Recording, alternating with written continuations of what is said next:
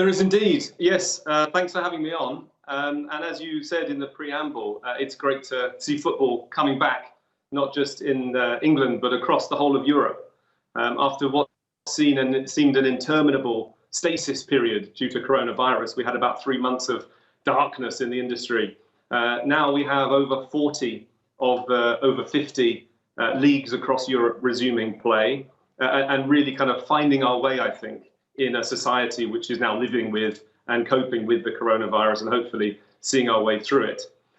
As you say, the sort of finances very famously, I think, especially of the top flight of European football, are often talked about and, have been growing a huge amount in recent years. This is an industry which has been, almost uncommonly experiencing a time of growth.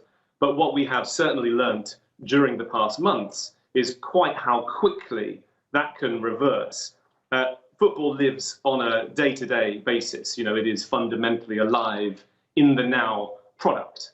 And that goes for the finances as well. So one of the things we've really learned during this time and we'll be reflecting on as football resumes is how can we make it more sustainable for the long term so that it can survive things like this happening again, should they do so.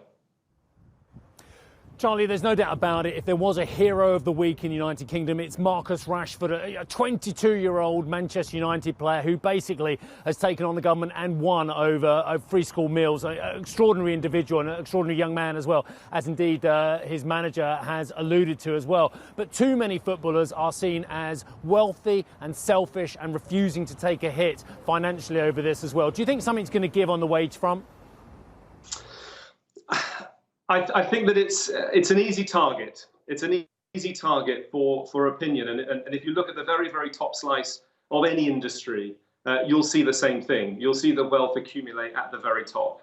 There are more systemic things to look at. And there's a whole pyramid that underpins football and any sport. And all professional players that make up that pyramid by volume represent probably 99% of the industry. It's the 1% we tend to focus on.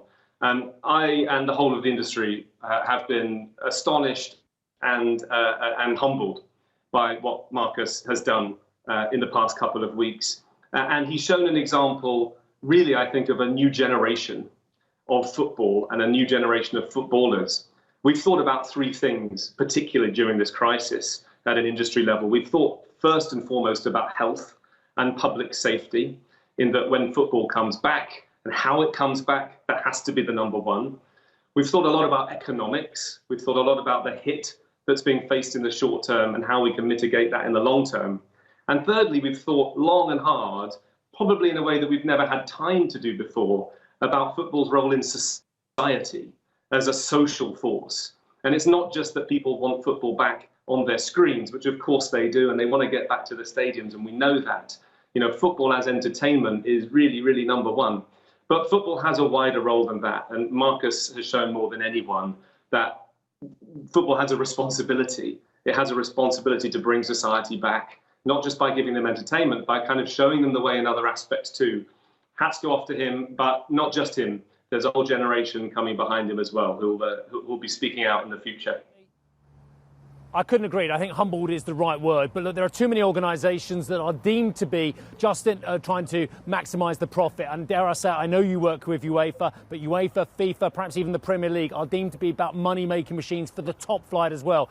Is anything going to change which means that grassroots and the lower levels of soccer are going to benefit from this crisis where they haven't done previously? Well, there is, and there always has been a system. We refer to the pyramid because it's the best way of describing it. From a sporting perspective in terms of the way that competitions work, but also from an economic perspective. The value for sure comes in at the top.